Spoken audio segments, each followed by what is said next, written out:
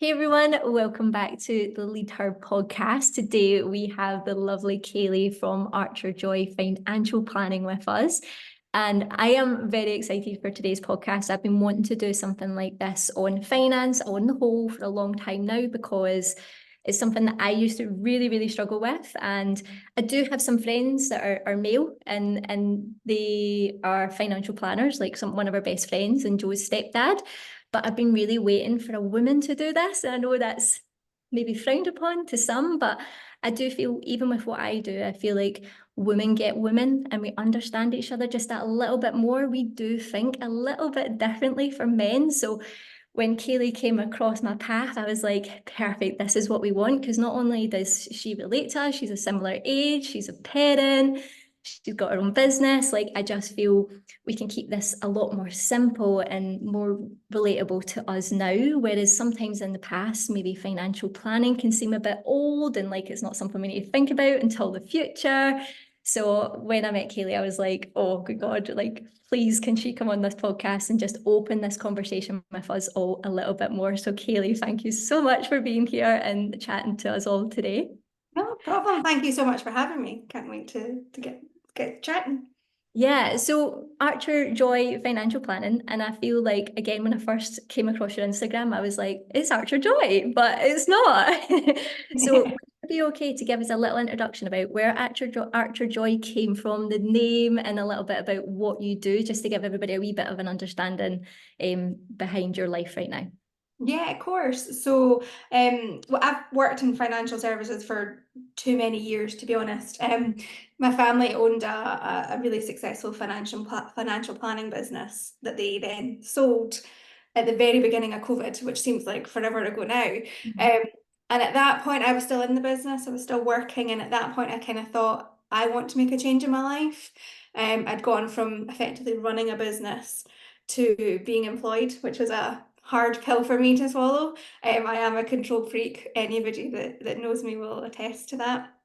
And at that point, I thought, right, I'm going to go and do this for myself. Now feels like the perfect time. As you mentioned, I've got kids, and I was traveling loads as well, yeah. And so I didn't actually get a huge chance to see them, which was lovely for air miles and hotel points, but not actually that great in terms of the mum guilt.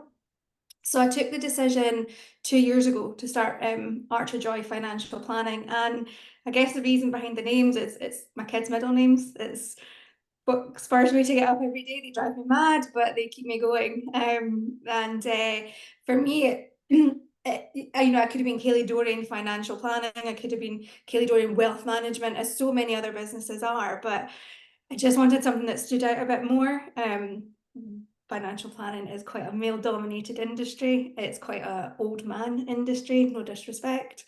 Um, so my brand colours are bright. All the stuff I do is quite easy. I use a lot of social media and stuff, and for me, that's what I really wanted to focus on. So as lovely as it is to have multi-millionaire, you know, clients, that's typically not the typical client. For me, it's about having really good, honest conversations with people. I love financial planning because I'm a bit nosy as well. So it's good to find out what people have got in their lives, what they're wanting to do, what their goals are. A bit like you'll do in setting training plans and coaching. For me, this is just like financial coaching as well. So yeah, that's I guess a brief history of me and the business. Yeah, I love that. And I think like you are updating the conversation around finance on your Instagram and stuff, and we'll share all of that in the show notes because I think like again, if I give a wee bit more of my kind of history with money as well, is like I was very brought up about like financial planning and stuff was just not for us. We're not Yeah. those kind of people. We don't have those kind of money, and it's only for like rich people to do. And I had a fear around money as well. It was not spoken about in our household. It was very Yeah. like hush hush, and it was uncomfortable money. And we actually had to get help for stuff like our school uniforms and stuff. We didn't. It was a single parent household. It was pretty deprived. It was a struggle. And it wasn't really until, and I feel as well, like growing up, it was always like, you got money, you spent it. You got money, you spent it. And I was in my overdraft and after uni, and I was just literally like making money back in my overdraft. And it was such a struggle to get out of it. And I remember meeting my partner, Joe, and it was completely different. And it was a very positive relationship with money. And his stepdad being a financial advisor, they would sit and talk about it at the dinner table. And I'd be like a little bit like, oh God, like, should I leave the room? Like, should I be listening to this? And I felt like, oh, this is so strange. And it then started to grow on me that actually I should know more about this. Like, I am a businesswoman and I am earning money, and I can actually do some stuff with some of my money rather than just leaving it in the bank and storing it and hogging it. It's like actually it could work for you. And just actually starting to open my ears and listen to the conversation was really good. But then when I see pages like you and like some others out there, I'm like, oh, it all makes sense now. And like it is something everybody can do. And I think that's going to be the great thing, that we can kind of break some of the barriers down. If like I know I do have friends that are women and very interested in stuff like this, but I know there's lots of people that don't have anyone like that they can talk to. And I think we can really just chat about it more and make it more fun. And like you said, all your branding's pink and it's simple and it's easy to understand and it's less scary. And I think that could be really good for us to do. But one question I know we spoke a couple of weeks ago and we're talking about the saving gap. And I was just Yeah. wondering, like, you can maybe explain, like, maybe why did a lot of women feel the way I did, or like, where is this saving gap kind of coming from that we can kind of explore? Why do we maybe have these feelings right now? And where's that all kind of stemming from, and what problems is it causing? I know that's a big question, but yeah, just giving everybody a bit A of a minute to chat, to be honest. So, back. yeah, I mean, people's attitude to money is it's really interesting. And I am not a therapist in any way. Sometimes financial planning does feel like therapy. I'm not a psychologist. One of my best friends is, and I love analysing money with her because she she gets the kind of the behaviours around it. And it's fascinating.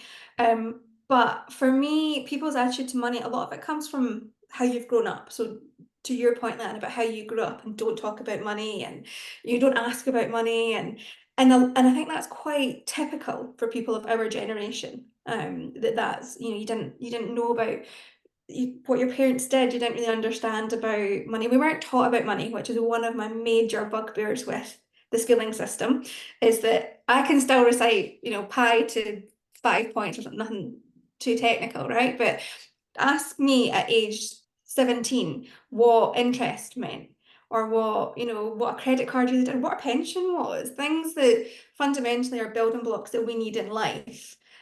Pythagoras' theorem, great. Pi, fantastic. If you're going into an engineering role, not relevant if you're going to go and work in marketing, sales, etc., etc. Do you know what I mean? So that for me became a huge issue. And that's why I started doing a lot of the midweek myths and kind of taking some of the myths and debunking them, because there's so many people out there who think that they are not right for financial planning. And don't get me wrong, there's financial planners out there who very much target and position themselves as the high net worth financial planners. Great, well done for them. But there's also everybody else who needs financial planning, because at some point in somebody's life, there will be an event where something happens where just sitting down and having a conversation could relieve some of the fear and stress that people feel. And there's kind of different ways you can go about it. So one of the things that I've kind of started to establish with my friends is getting to talk about money. And you can do it really nice and easy, you know, just start talking about, God, this is so expensive now, or the price of holidays, or even what like you pay for your car every month. And just so that you can kind of start to feel comfortable. And I know we spoke about this before, but people would rather talk about sex with their friends than they would talk about money, which is ridiculous. You know, we all have sex and we all have money at the end of the day, and we all have varying degrees of what we like to do. So why should it be any different with money than it is with talking about sex with the girls, you know, over a glass of wine on a Thursday night around the pub? It shouldn't be. You just have to have a safe space to do it in a space where you don't feel judged, or you don't feel, you know, the anxiety of, should I be talking about, should I be closing my ears, I shouldn't know this. And like I said, that's where it does come from your upbringing, and it's about breaking that barrier as well and saying, you know, for me as a mum, I don't want my kids to think that they can't ask about money or how things work because they shouldn't talk about it. So they do a lot of money tasks, or, you know, pocket money things, or they know to ask how much things cost. And there's certain things I won't disclose to them, like how much their Christmas present cost, for example. But there's certain things that they need to understand, that not everything's free, that there's money costs, and that they need to be able to be open about it and learning about it from such a young age, to have a healthy attitude towards money as well, which I think is quite important, because I think, thinking about us when we were leaving school, getting handed credit cards, 0% interest, student loans, and having no idea what we were supposed to do as adults is incredibly scary for me, thinking about my daughter going through that in 8 years' time and thinking, God, if she gets handed a credit card and has the shopping capacity that I've inherited from my mother, and it can be really scary. So Even like things like you just gave me a flashback there, that bursaries. I don't know if you got a bursary at school, but you get a bursary every 2 weeks. I think it was like £60 or something. And now I think, oh my God, I just spent that in absolute junk. And I could have done something with it. And like that £60, like over time would have added up to so much. But we all make mistakes and we all learn from our mistakes, and it's part of growing up. And it's not our fault. We didn't have that education, but it's like we can, and again, like something I want to chat about today is like it's never too late as well. Because sometimes we think, oh, I should have done that years ago. It's the same with health and nutrition and fitness. Is like yeah, it's never too late for anything,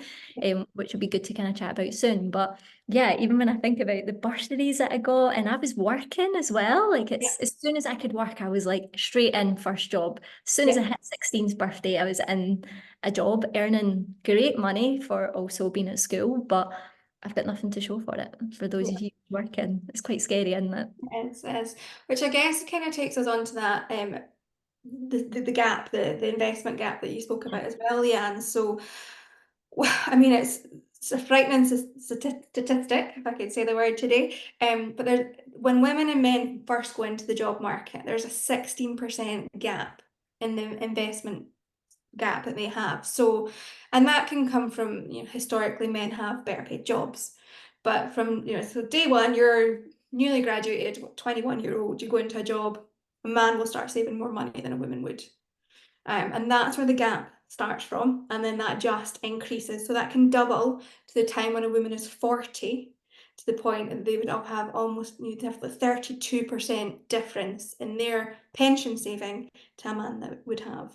And there's other factors in play in that as well. So traditionally, women will take time off of work to have family. Traditionally, women may then cut down hours, so they might go part-time, and that has a knock-on effect. But it's then thinking about, well, what do I do as a woman to make sure that I don't have that big a gap? Because fundamentally, when they come to retire, women live longer. So we need our money for longer, right? We're not all gonna, men traditionally will die younger. So they can, afford to go and blow all their money straight away. We've got to spend it wisely across a longer period of time. So the 16% when it starts off, it's, as I said, traditionally about salaries, and we're doing a lot in that area as a country, as a world, to make sure that there's more fair pay. But it's also looking at what that pay is then used for, and the pension provisions and savings provisions that companies make for you as well. Mm, yeah, yeah. It's wild, and it's something that a part of it, hopefully will change from like all the work and stuff being now with like in terms of the same pay and stuff, but we're still maybe going to need mat leave and still having time off work and still cutting down hours. It's something that we can avoid. Um, but then there can be lots of things we can do, would you say, like day to day, week to week, month to month, that can impact that. And like you said as well, we are living longer. So again, it's like the sooner the better.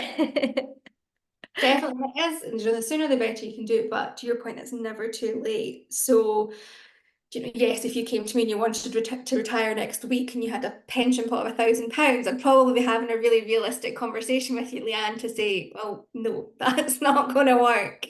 Your money will be blown within a month. And something that, for me in my job, that's sometimes the hard messages to deliver of, you've maybe not got quite as much as you think that you've got, or this maybe isn't going to, be suitable for a long period of time. But the younger you can have those conversations, the better, because you've then got the opportunity to make changes, and sit down. And it could be a horrible conversation of saying, look, you maybe don't need to be paying as much every month to shop in Marks and Spencer's. You maybe need to start pulling back on some of your spending. or you maybe need to be making your money work better for you. So to your point, your money sitting in the bank, great, safe, you can see it, but is it necessarily working the best for you? Is it giving you enough returns? Is it fighting inflation? All of those fun things that we get to look at as financial planners, and can lead to, for me, one of the best things is when you then get a plan in place with a client and they can then start to see, okay, we're on a track, there's a good trajectory there, and they can see the plan starting to work and think, okay, I know what I'm doing. It's maybe not what we quite set out to do initially, but we're going somewhere with it. With the financial plan, and save in some places or invest in other places works really well. Yeah, and that's what I think so special about what you do, is that it's helping people create a plan. And it just, again, it just always, like, for me, and it's because of what I do, I always relate it back to health and fitness. And I know it's so silly, but like we do talk about that a lot in this podcast. But when you're sometimes maybe looking to lose weight or build muscle, you've got all this information in the world, and Yeah, it's always so confusing that you actually end up doing nothing, yeah, or you end up doing lots of different things and it's not working for you. But to just, like, with what I do as well, it's just like narrowing everything down just to the person and yeah, their situation. And I love that you kind of said as well, it's like you're not there to judge and to be like, you shouldn't be doing that. And I found that out with you, talking to you a couple of weeks ago when we were talking about Clarns and like the kind of buy now, pay later kind of thing. I always thought that was quite negative, but you were like, well, it is, but it's also got a positive. And I love that you have that kind of positive mindset with both things, and not making people feel guilty or feel bad or feel silly or feel stupid. It's like, this is okay. Like, and again, it's almost like a second pair of eyes on things. You don't realize what you're doing with your money, and it's just for someone to just point out a few wee things that you could do yeah, that isn't gonna like change your life and turn you upside down and make it really complicated and hard. It's just the little changes you can do. Exact same with fat loss or building muscle. It's the little changes that have a big impact over time. yeah, That you can do it and you can stick to it and you can start seeing the rewards in a couple of years, maybe not right away, but it's like these little things can add up a lot. But when you're so busy with the kids, with work, with the house, like with social life, and then to think about your finances is too much. So sometimes having someone that's like on the outside and can give you a fresh pair of eyes and be like, these are some things you could actually do, and this is a plan that you can have that will get you to where you want to be, is so powerful. So, yeah, so powerful. And I'm so thankful there's people like you out there that can make people feel that way. And again, like you said at the start, it's a very rewarding job as well, I think. yeah. That. Yeah, definitely. I mean, I always kind of relate financial planning to therapy, because I think Yeah. there's a lot of things we have to break down, and then a lot of it's about trust. But I always kind of say it is a bit like finding, your fitness plans and saying, okay, this is what we're doing just now, and this is going to lead us to this. And at that point, we're then going to maybe switch our investment philosophy, and we're going to start looking in this area, because that's then going to give you something for, say somebody's thinking, well, I want to start saving for my kids. I want to save for myself. They've maybe got a couple of areas, a bit like, okay, well, I want to drop this weight, I want to get stronger in this area, and I want to be able to run 10 miles. That's a lot of things for you to kind of, a lot of plates, Leanne, to spin.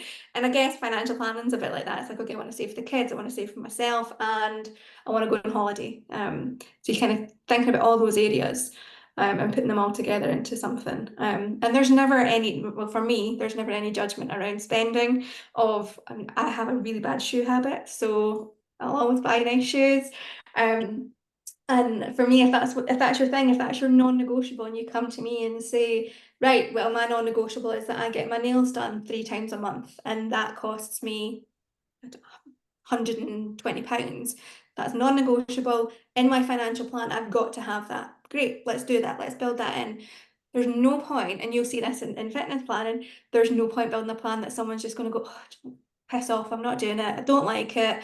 I'm Just just not doing it. It's too strict. I Mhm. can't eat this, I can't eat that, I can't spend this, I can't, it just won't work. And then you're just wasting their time and my time, and time's too precious. So, And I think you need to live a little as well. yeah. Like, we're not saying, like, from our conversation today, that you can't do anything Oh my nice. God. Like, you don't want to just save all your money for the future, because you might not be here. You Yeah. might not be here to enjoy it. So it's that fine line, that fine balance, and everything should be in balance, really, isn't it? It's like we want to enjoy some things, but still maybe have to say no to some other things to like get in a kind of direction you want. And like you said, it's weighing up the pros and the cons. So like, this is quite a vast question as well, but like we can't tell everybody what to do today, because everybody's situation is very, very different, and you would need to explore that separately. But like, what could be like free? We could maybe get free or maybe kind of 4 tips that we can maybe think where women can come a wee bit more save savvy or Yeah. investment savvy. Like maybe what would be some really kind of simple ideas we could maybe kind of give today if that's possible. Yeah, definitely. And yeah, you're right. It's never without knowing anybody's full story. It's too hard to give, specific advice. But there are things out there that are really kind of good and useful and that people could make use of. So the first thing, I am not anti-credit card. I know a number of people who are in this industry really against credit cards.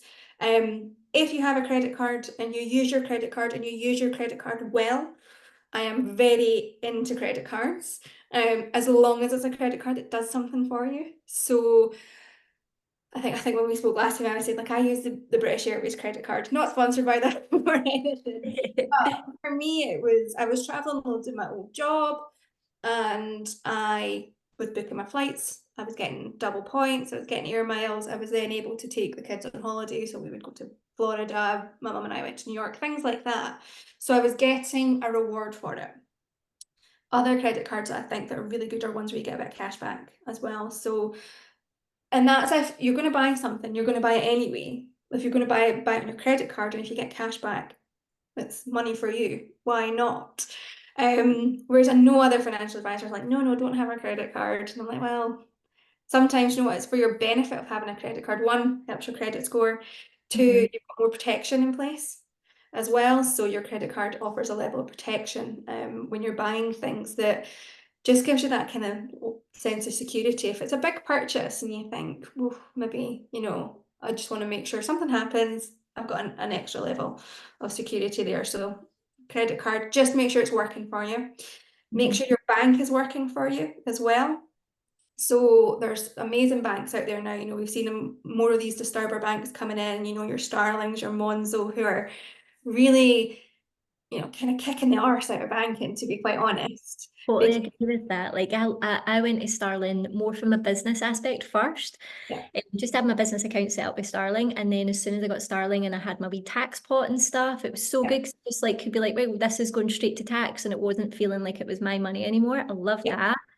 And then I was like, I'm actually going to get this personally. And then I would have a wee fuck it pot. I would have like just like holiday pot. And it just was so nice because it's still your money, but you can't see it. And yeah. old Bank of Scotland or whatever I was with before, it had nothing like that. It was like it's so good. I loved it. So yeah, I'm a huge fan of Starling. not I'm not a that big we're fan. not going Not to take sponsored. here.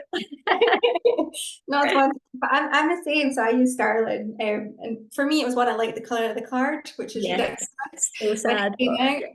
But I was like, I'm gonna have to look at this all the time. Let's get a card I like.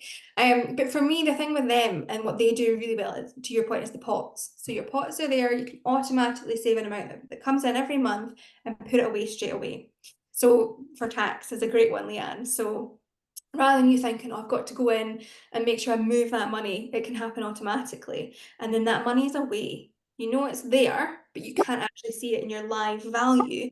So it just kind of gives you that clarity on what is your money for to spend on you. And then if you're then going, well, actually, let's stick some money in the fuck it fund. And I love that because I think, do you know what? Everybody should have one of those where they think, if something comes up, I've got the money sitting there, and just set an amount aside each month that you're going to stick into that, and in some of those banks as well, and Starling do this, I know Mons will do it, that rounding. So every time you spend something, you can have that rounded up to the nearest pound and paid in, the balance paid into your bucket fund, and it just starts to build up, and you can see how quickly it does build up, so quick.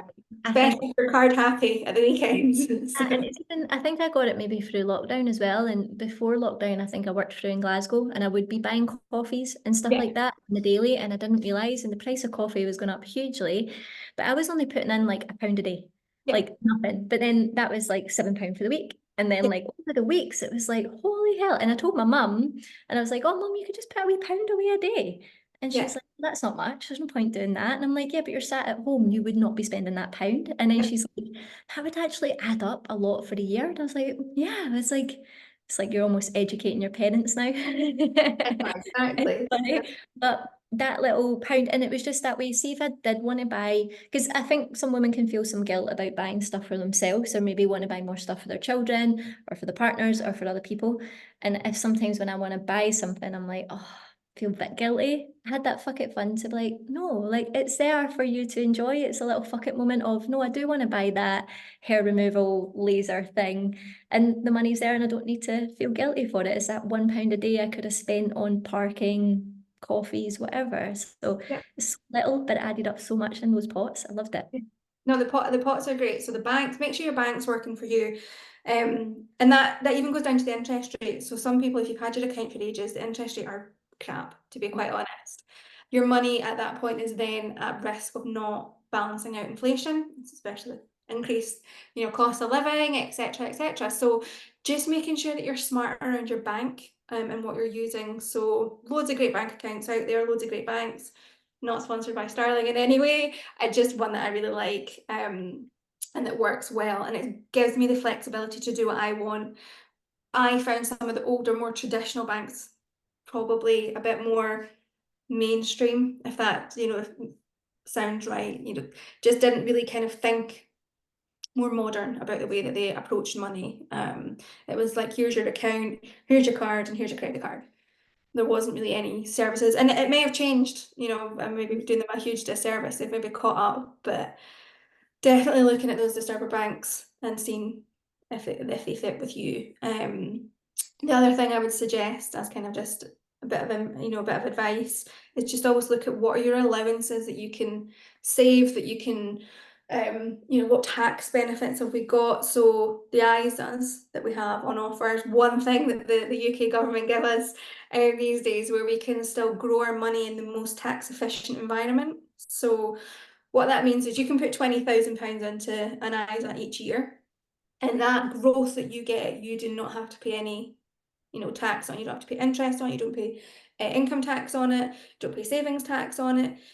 So that, for me, if you've got somebody who's sitting and they've got 20,000, say they've got £40,000 sitting in a bank account, once you get to a certain level, you're going to have to start, paying interest, and sorry, paying tax on the interest. So using your ISA allowances is just a great way to say that money's mine, any growth in it's mine, I don't need to worry about it. And it's really simple. So as soon as you get kind of at the point where you're having to start paying tax on stuff, it's self-assessments. Leanne, you'll know the joys of self-assessments. It's not fun. If we can avoid them, let's avoid them. So using your ISAs, I always say it's the first thing I say to clients. Use your ISAs. Make sure that you've used them. Yeah, and it's something, I'll be honest as well, if anyone sat here like, oh my God, what even is an ISA? I only started like a year ago on my ISA. I started with my pension first, and then I started a direct debit with my ISA. So like it's only been a year, but again, it's like I feel like I wanted to do it for so long, but I didn't know how. And then when I did do it, I was like, actually, it's pretty simple, and it's easier than we think. And don't just keep putting stuff off that I'll do it when I'm 50. I'll do it when I'm 60. It's like I forget, and I think we were chatting about this. I'm 35 now. Like I'm I'm still not. 22 in my head, so I still think I'm so young, and I don't need to worry about these things. But see, now I've done it. Almost feels like a wee weight off my back, and it's enough that I don't really kind of think about it. That goes away each month, and I know that's kind of been covered, and it's not just sat in my bank account doing nothing. And I feel so much better about doing that. And I only started that last year, so. yeah. And the Cool. thing with it, and a lot of people go, oh, I don't want my money tied away. I want to still be able to, well, it's an ISA. So for most of them out there, you can still access it. You can take your money back at any point. So if your car breaks down and your engine falls out the bottom of your car and you think, well, I need to take money out of that, you can still do that. It's not locked away. It's just invested so that you're getting more potential return than you would get keeping 20 grand in the bank. Unless you've got an amazing interest rate, but they're pretty hard to find these days in banks. Yeah, amazing. So ISA, good bank. Good bank. Credit card if you use it. Right. Make sure it's a good one. And you mentioned Klarna already, so again, people have got really divided views on Klarna. For me, Klarna works, and let's be honest, ladies, everybody does the big ASOS haul before a big event, right? You've got 20 dresses in your basket and you think, oh, I'll just order them, try them on, see what I like, and I'll keep one. You pay that out of your own money, you then don't have that money in your account. So you then have to pull back on everything else.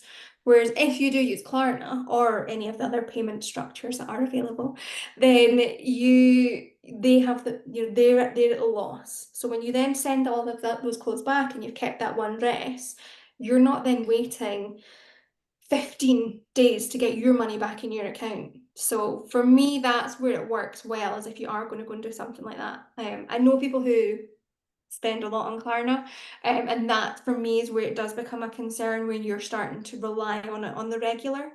But if it's just one of these one-off, got a wedding coming up, need a new dress, think there's 400 quid down on ASOS. Well, Yeah. 400 quid out of your account in a month is a lot in There's comparison. nothing worse with it. Like I have never seen it that way. Same with the credit card. I've always been like, no, no, no, no. Like, do not get one. Again, I think it's been my upbringing and my belief with it. Yeah.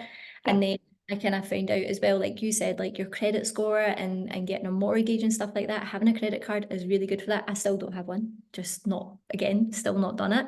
But I am thinking about doing it for traveling, and we've got a couple of traveling trips coming up in the years coming up, that it's like we want to get something with benefits. So we'll definitely be taking that away from today's call for me personally. But with clients as well, like when you're going to a wedding, you're spending so much money on your outfit, your shoes, your hair, your makeup, the gift, your partner's clothes, your kids' clothes. Like it's a lot that actually I've never thought about it that way. And sometimes I'll be like, oh, do I spend like 300 quid to send two dresses back? I've never thought that, yeah, you could actually maybe make that work for you. So I found that really helpful when you told me that last week, especially moments when you're shedding out so much cash that you're a bit like uncomfortable. It's like, well, I'm going to pick one that I like. It doesn't mean I need to keep them all. Yeah. And again, I mean, wait. if you do the order and you keep them all and it's 400 quid, you're going to have to pay it. So there's no avoiding it, right? But Yeah. I think like you said though, it's like you're not having to wait to get your money back. Like I think I sent back shorts to Gymshark like before I came here, and it took weeks to kind of come back into my account. yeah, I've got a client who actually tracks her returns because she's had a couple of instances where she's not had the money back in her account. Yeah. And she's fantastic. She is one of the most analytical people I've ever met, and she'll track everything. She's phenomenal. So I was like, I wouldn't actually think to double check. So if the email comes in saying here's your refund, I wouldn't then wait and cross check it on my bank. But she was like, oh no, I had a couple of instances where the money didn't hit, and I had to chase them and chase them, and I was like, oh God, that's just something you trust in companies and think when they say they're going to give you the return. Yeah. I know you've maybe got one other tip, but one thing I'm thinking about is like I have been guilty of just not looking at my account and Yeah. avoid looking at it. So do you think that's maybe like again with people being busy, what could be an easy way again just to kind of maybe review your month and make that a bit of a habit? Maybe even sit down with your partner and looking down together, like what yeah actually are you spending your money on, and could there be those little bits we could cut back on? But I just know month to month time goes so fast. So is that something that you would say people could maybe do more of, or any advice on that? Yeah, definitely. So my poor husband, right? I mean, the man has a terrible life. He has to put up with me. But one of the things that we installed quite quickly, and we worked together for a number of years, and I was traveling loads. He was at home. But one of the things that we installed was the first Sunday of the month, we had a glass of wine, we had something nice to sit for dinner, and we would sit down and do, it was called Dorrian Organisation Evening. It was in the calendar. This is how much fun this man has in his life. Where for us, what we would review is we would say, okay, with the kids, where are the kids going, who's got the kids on these days, etc., etc. But what we would also then look at is financials. So what expenses have we got that month? And it could have been, it could be like, it was my brother's birthday. Well, we need to budget an extra 60 quid for his birthday present. It could be that it's our daughter's birthday that month, so we need to, have an extra bit of money for her birthday party. And it was just always sitting down at the beginning of the month and looking the month previous, what did we do? What did we spend? Were there some months we went a wee bit wild? Some weeks we maybe went a wee bit wild. Is there some days that we can see in the next month where we can save a bit of money that we've then got to kind of have for the next future months. So our first Sunday of the month was always spent on Dorrian organisation. The glass of wine was just so that I would actually sit down and do it, because ironically, I'm my worst client. And that comes from, I don't check my own pension. I don't check my own ISAs. I just know that the money goes in. And I know how the markets are doing, and I have a rough idea if it's on a high or a low, but I've got clients who will check their investments, check all of their bank accounts every day, and that's great for them. I am, when it comes to savings and investments, I'm kind of an out of sight, out of mind, which I think works well for me. And the reason I think it works well for me is if I think it's there, I might start spending it. Which isn't always a bad thing, but just if you're thinking about long-term investing, spending it's not the best thing to do. And it's so up and down, isn't it? That it's not worth looking at it and going, oh, my money's losing there, so I need to take it out. It's like it's always going to be up and down and up and down. The longer you leave it, the better. Yeah, absolutely. I always say to clients, this isn't Wolf of Wall Street. It's not buy, sell, buy, sell, buy, sell. I mean, I love some of the parties that they had in Wolf of Wall Street, but that's not happening in my offices. But it's about timing. It's time in the market, not timing it. So you can't time the highs and lows. It's about putting your money in and leave your money in. And there is so many examples in history where that has just worked. So just now, for example, a lot of people are saying, well, what's the impact of the general election going to be on the financial markets? And it's like, if you look over history, if you look at the impact of a change in government, even change in prime minister, what that has done within the financial markets, fundamentally, it's always come back. So there might be a downturn, depending on who gets in July and what happens in the UK. But there always will be a return in the financial market. I mean, even if you look at what happened, COVID, so obviously in COVID we had a huge drop in the markets, but that's returned quite quickly to actually kind of like a major high, Yeah, which is great. Out of sight, out of mind. I'm Right, totally out of mind, that. but Everybody's yeah. different. But I think I love that you said like make it fun, a glass of wine, couple time. And I do think as a couple it can be really helpful to like chat about it to kind of together. I love for us to see ourselves as a bit of team, but also like it's something people don't do is even just sit down and plan their months together, like who's going to have the kids. And sometimes we're running about crazy, but it doesn't take long to literally just review and find some little things. And information is power than avoidance and not looking and then feeling guilty when you might not need to feel guilty. It might be quite good. So yeah, I think that's good to match it in with something. And again, it's like, I don't know if you've read Atomic Habits, but he always says like habit stacking. Yes. Or actually, is it? I can't remember what one this one's called, but it's about doing something that you don't want to do with something that you do want to do. So, like, you do want to have wine, you do want to have a nice dinner, and it's like you need to do your accounts first, and then you have the nice wine and dinner inside it. So it's almost doing something you don't want to do first, followed by something that you love. Can just make it a nicer environment. So yeah, great one. One that I think could be quite good. And again, I feel like we're talking about Starling too much, but everybody else does this. But if you tap it, you can see what's going on food and drink, and you Yes. can see what's going on travel, and you can see, and it puts it into categories. I find that quite good sometimes. I'm like, oh, there's like gifts has been quite high this month, but it's been my mum's birthday. And I've treated myself a little bit. So that can summarize it quite nicely as well. And you can change it to put certain stuff in certain compartments. So you could be like, right, okay, maybe next month I wanted to get that compartment down to £30 instead of £50. Yeah. Like that could be a really nice kind of summary as well. I'm aware of our time, so I've got a few other wee questions if that's okay. Just because I actually speaking to one of my lovely lead her members yesterday, and she's moving in with her partner, and she's always been independent. Like she'll be listening to this right now, she'll be like, oh my God, let's tell her about me. But she's always been so independent since she was 16, and this is like our first proper serious relationship. They're moving in together, they're forward thinking with their life, and eventually I can imagine there's a lot of people that are listening right now that are maybe going to start getting or thinking about joint accounts with partners and stuff. And I wasn't sure if you had any kind of thoughts on sharing accounts. Is it a positive thing? Should we keep things separate? What's your thoughts?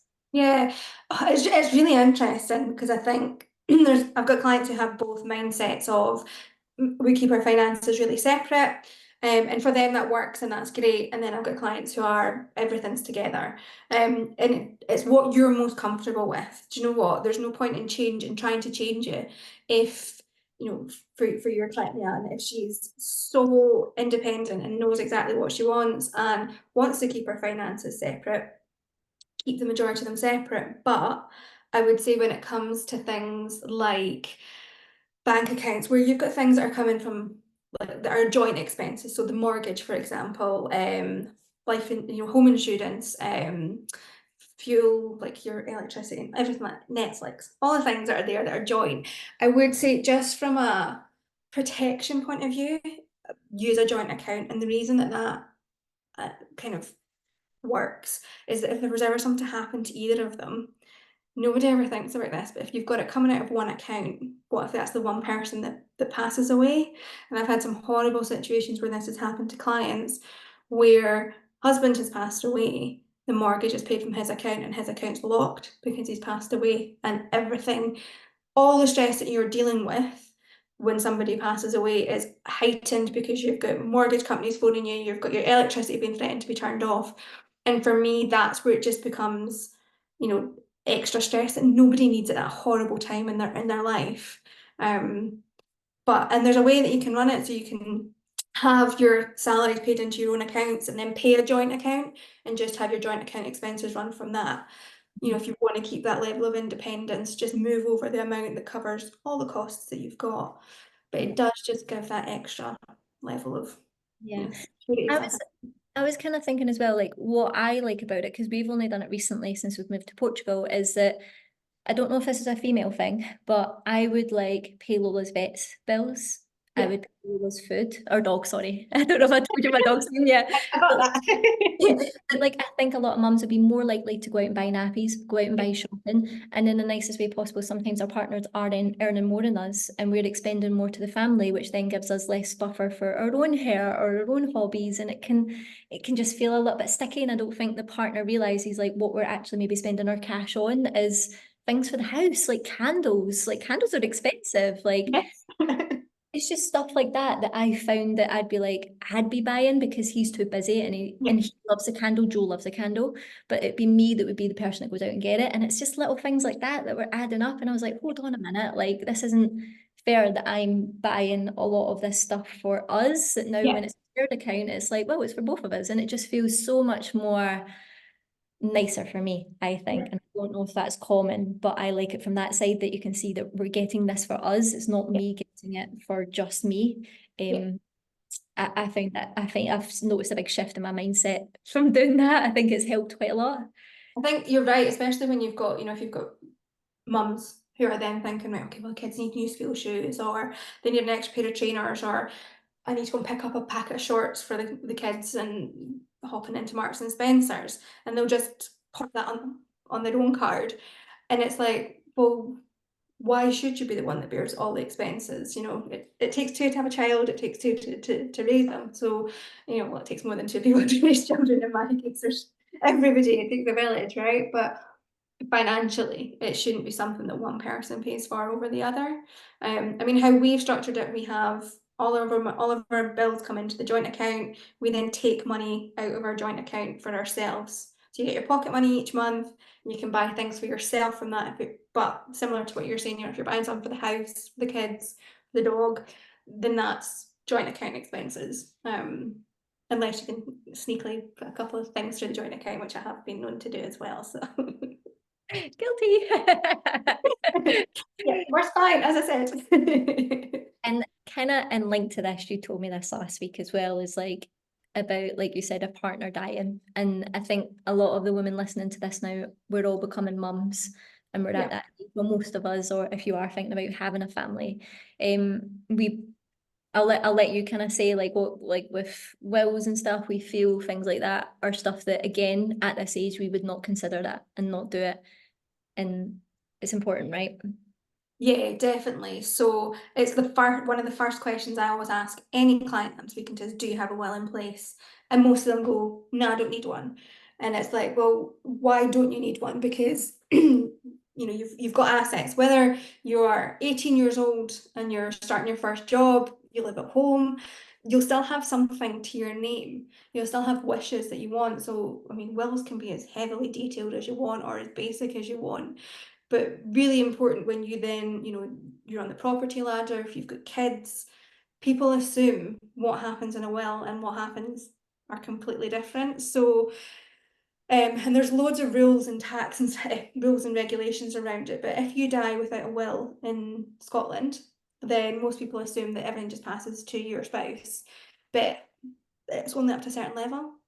And then, so if you've got, a huge house, actually, part of your estate would then perhaps pass to a family member. Now, that's fine if you've got a really good relationship with your family, but if you've not, your money could be passed into in a direction that you personally wouldn't want it to happen. So I always just say to clients, look, think about it, definitely get one put in place. I've honestly gone about it way too much, to be honest with them.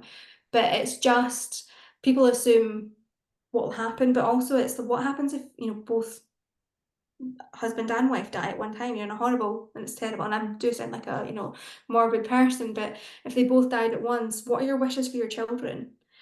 What do you want to happen to them? Who's going to look after them? Because there's going to be a huge fight at the end of it if there's two families in play and there's a little kid in the middle of it, and what would you both want to happen? So it's, as I said, it's the first thing I mention. I always say it to my clients.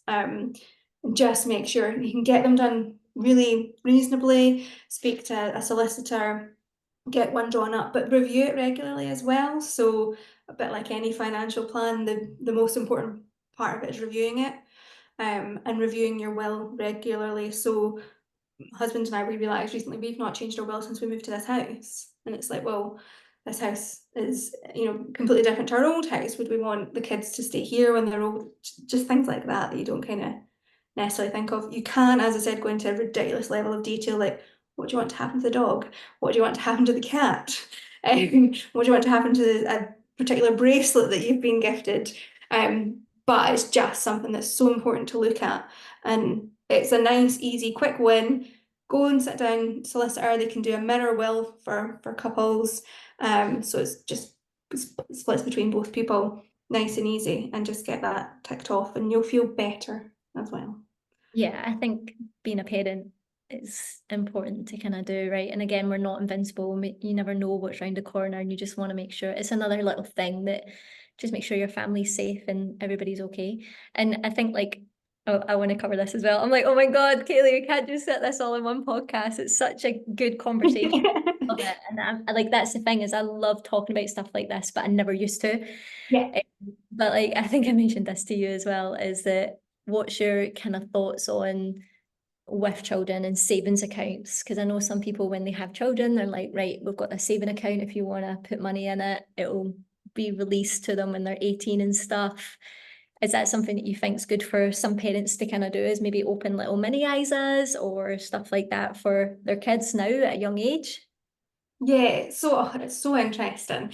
And obviously everybody wants to do as much as they can for their children. And within reason and affordability is always the key point that I speak to clients about as well. And you want to give your kid the biggest head start. I think I always approach it with caution, Leanne, because I always say when I was 18 years old, if I was handed, say a pot had grown to like £10,000, right? If I was handed £10,000 at 18 years old, I would have pissed that away within, a year, because you were at uni and you were out every night and it was student discount. You just wouldn't have had the same approach to it. So I do think it's a good thing to do, but I do approach it with caution, and it's about ultimately that child becomes entitled to that money. So if you use a JISA, for example, that child becomes entitled to that money at the point where they are 18. So depending on who your kid is, like my daughter's the most, I mean, she's more sensible than me, right? And I'm 35 years old. This kid has got her head screwed on. She is phenomenal. At 18, she will be fine. She is so like her dad. She knows exactly what she's doing. She's so good with money. She's so sensible. She never gets in trouble.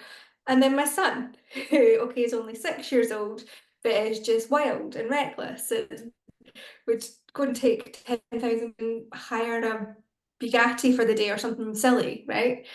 He is so fun, like so just out there. They have very different approaches, and I can just see that will continue. So when they're 18, my daughter could probably get her money. My son we'll put a bit more restrictions around him and what he can do. But there's Interesting. other things that you can do. So most people go for a JISA, but you can actually set a pension up for a kid. Mhm. You can contribute £3,600 into a pension for a child, so you can pay up until they're 18. If you do that from day one until they are 18, the kid then takes over, but they don't get the money. It stays invested. By the time they become to pension age, they can have over £1 million sitting in their pot, because the compound interest of investing from such a young age and Yeah. contributing over those 18 years to what would then be there at the end is phenomenal. Yeah. And that assumes a level of growth about 5%, for example, but it's something that you can do for your kids that would have a bigger impact on the long term Yeah. and probably benefit them more. There's levels you've got to watch when it comes to pensions and things, but Yeah. it's phenomenal impact. So I hope there's a fairy godmother out there that did that for me, and I just don't know about it I was yet. like, why shall we not get that? No, I do love that. And I just remember Joe, again, because they are so financial savvy, when he hit 21, he got a chunk of cash and he got a car. And yeah, like the freedom a car gives you at like 21, 18 is Yeah, insane. And like I struggle to even pay for lessons, never mind being able to kind of get a yeah, car. yeah. So like even though some people might think that's reckless, like that just gave him so much more independency, and yeah, it was a great thing to see him get and be able to kind of do it at that age. Cool, awesome, right. Honestly, Kayleigh, you've been absolutely fantastic today. And I know people have so many more questions. Is there anything anywhere like or any good books or like websites you'd be like, oh, like check this out, this keeps it nice and simple, apart from your Instagram, because I'm going to share that later. Is there anything you'd recommend? I mean, I follow a lot of people on Instagram as well. So, I mean, I read a load of books about financial planning. There's a big financial planning platform just now. And the book that they've got is called "Girls Just Want to Have Funds." Love the name of it. I think it's fantastic. And it's great. It's kind of putting the female investing side on. Have a look at that. I recommend books on my Instagram quite a lot as well. So I'm just in the middle of finishing The Psychology of Money. Oh yeah, Um, I love that book. so I've read it before, but didn't absorb it enough. So I've kind of gone back. I think Um, it's definitely a book you would read twice. Like, I don't think it's a one-time read, and I think it depends where you are in your life, because I think I could probably read it again and have different information I'd take in this time. And he's been on lots of podcasts as well. He has, yes, obviously he was on Stephen Bartlett, Diary of a CEO. He was on that. And he's just got a really great approach. He talks about compound interest, the impact of that. He talks about Warren Buffett. There's just loads of kind of interesting topics that he kind of talks about. So would look at that. Fundamentally, I would just always make sure that if you are thinking about something specifically, because there's so much information out there, you could spend days just reading. But when it comes to thinking about getting, looking at a product, maybe just reach out to a financial planner, and just make sure, because there might be things where another product's more appropriate for you or a certain provider is more appropriate. So just use financial planners, financial advisors, wealth advisors, whatever topic or whatever title they go by, using them, if you can find one that you It trust just and that you work with. keeps it simple, keeps you doing all the research, gives you more time for more fun. So best thing to do. And what's next for Kayleigh? Like personally, physically, professionally, what's kind of next coming up your way? Next. So what is next? Well, I'm actually going to see Taylor Swift this Oh, weekend. jealous. So yeah, I'm going to see Taylor Swift. So that is very much the preparation for me this for the rest of this week. I've got a couple of clients this week as well to see, which is really good. So a couple, basically I'll go and present the solutions to them of the recommendations I've made for their financial plans. What else I've got? Well, I've got a sick kid in the house at the moment, so he'll be my priority for the next few days as well. And then just kind of work's been really busy just now, but it's been really good busy. So I've loved it, Leanne. It's just been really rewarding, I think, for speaking to people, having really good conversations. And I always say to clients, look, no question's a daft question. ask away. Like if I don't know the answer, I'm going to go and research it for you anyway. So don't worry about asking things that you're not sure of, because there'll be things that I won't be sure of. So yeah. Yeah. Oh, I've got the gardeners are outside making almost noise now. But yeah, I think like that's another thing I love about being a woman. Like you have literally had a poorly kid all day yesterday, been kept up last night, and you still come on and absolutely boss a podcast. So you are absolutely amazing, because I know you're probably quite tired after the last kind of few days, but hopefully he'll be better soon after the doctors today, and you can enjoy and go out and let your hair down watching Taylor this weekend. No, I know. I can't wait. I'm also going to see her in London in August, but that's for my birthday. So Lovely, amazing. And we've obviously I'll add your Instagram, and I've yeah. mentioned it earlier already. Are you happy if people have questions, want to ask more, just to send you a little message? Is Instagram the best, or do you have a preference? Yeah, so most people send on Instagram. I've got a WhatsApp as well if people want to message there. I've also got on my Instagram, there's like a booking link where people can go on and just, you can book 30 minutes, 45 minutes in my diary. And it's just a nice way, it's a bit like this, Leanne, both jump on screen and they can ask some questions and get to know. And it's just about, for me, it's about me getting to know them, but them getting to know me as well. So I have a lot of people that just book on there. We have a quick 30, 40-minute chat, answer any questions that they've got, and then we might go, well, actually, let's get a meeting in the diary and we'll go into more detail and more depth, and we'll start the whole financial planning process with them. Cool, amazing. Kayleigh, thank you so much for your time. You've been fantastic. Everybody else that's listening, I'll add all of Kayleigh's details below. But I hope you found today beneficial. I've honestly enjoyed it. So thank you again, Kayleigh. Thank you for having me. It's been lovely.